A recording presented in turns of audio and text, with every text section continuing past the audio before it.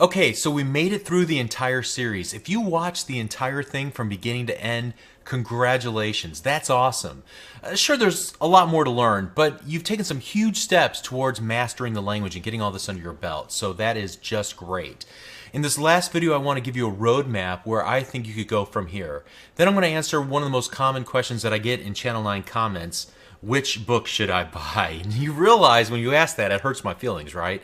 I'm just kidding. It does help to own reference books. Clearly, I have a number of them myself. Life has many teachers in many different contexts. Videos have their place in the learning process, as do books, in-class training, and so on. So first of all, let's start with the roadmap. Let me talk about the things that I didn't talk about in this series and that you may want to investigate a little bit more on your own. We didn't talk about built-in methods for string manipulation, how to chop apart a string, grab different parts of a string, concatenate strings together in various ways. We didn't talk about any of the built-in math functions available in JavaScript. We didn't talk about any of the built-in functions for arrays. Now, I used one or two examples here and there, but there are more, and I didn't really talk about them at length. So that's probably a good place for you to start your investigation and learn more. We talked about the document object model at length, but there's even more details available. More events, more built-in methods to learn. Perhaps you could go down the path of learning about the idiosyncrasies between popular browsers. One huge topic that we didn't talk about is building Metro-style applications with JavaScript and WinRT. And I foresee this being a place where you could really make a name for yourself in the coming years. There's more information forthcoming from Microsoft at the time of this recording, so I'm sure we'll be investigating that together soon. We didn't talk about how to structure large JavaScript projects, like where do you put the code. We talked about namespaces and how that allows us to split code up into multiple files, but we really didn't demonstrate any examples of large-scale JavaScript-based projects, so that would be another place to investigate. Oh, and there's so much to learn about jQuery, more selectors, more events. We didn't talk about how to create your own plugins. Those are all good places to investigate further. And then we can talk about and jump off in a number of directions with other libraries like MooTools and Dojo and YUI and EXTJS and PhoneGap, just to name a few. There are dozens more to choose from, so learning the libraries that are available and what they do for you could be a significant way to spend months, if not years, of your life in JavaScript.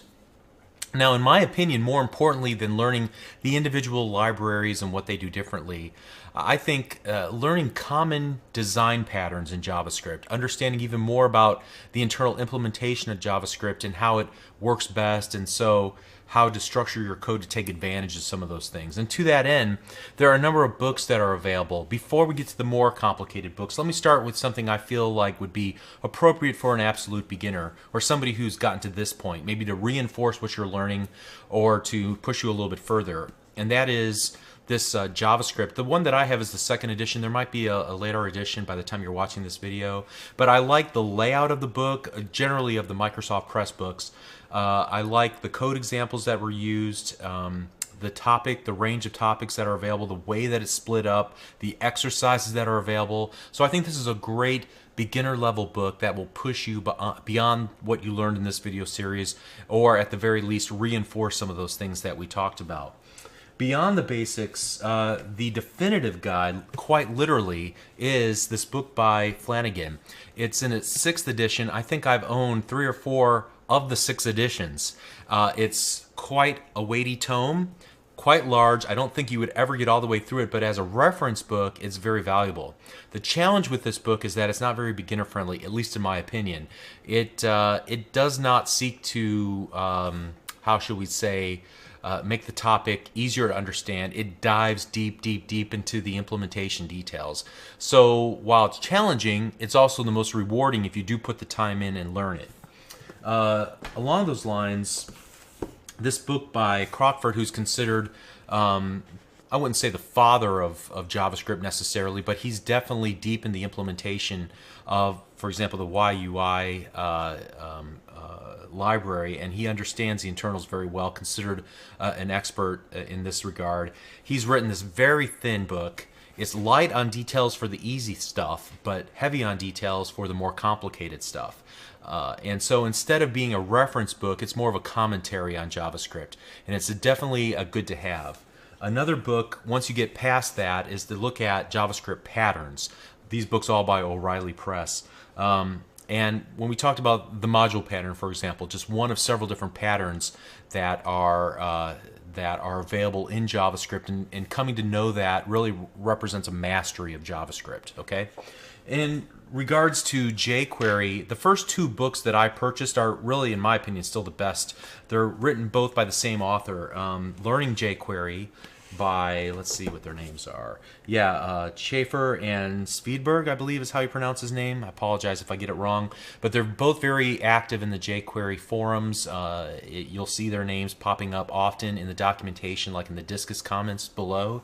And then also the jQuery reference. These are the first editions of both of these books, and I believe that they have newer editions available now. So at any rate, that's what I would recommend in terms of books, and there are plenty more to choose from. If you're ever unsure, just do what I do. Look at the comments, the feedback at Amazon.com, or go in the bookstore and just see which one pops out at you. It has the topics presented in the way that's most understandable to you. Okay? All right, so on that note, I'd love to help you any way that I can. I'm still learning more about JavaScript every single day, so I may have to refer you to other resources if I don't know an answer off the top of my head, but I'd sure love to give it a shot if you need some help. Let me toss one last shameless plug for my website, www.learnvisualstudio.net, if you're ever interested in learning C# Visual Basic ASP.NET, or if in any other way I can help you learn more about programming, I'd be happy to do that. If you like what I do, please visit and consider supporting me in what I do. So as we close, I want to express my warmest wishes for your ongoing success. You made it this far in this video series, so in my mind, you've already set yourself apart from most people who just simply want to learn, but never actually take the steps to do it. Keep that same enthusiasm, and I'm sure I'll be watching you teach me a thing or two very soon. Thank you very much.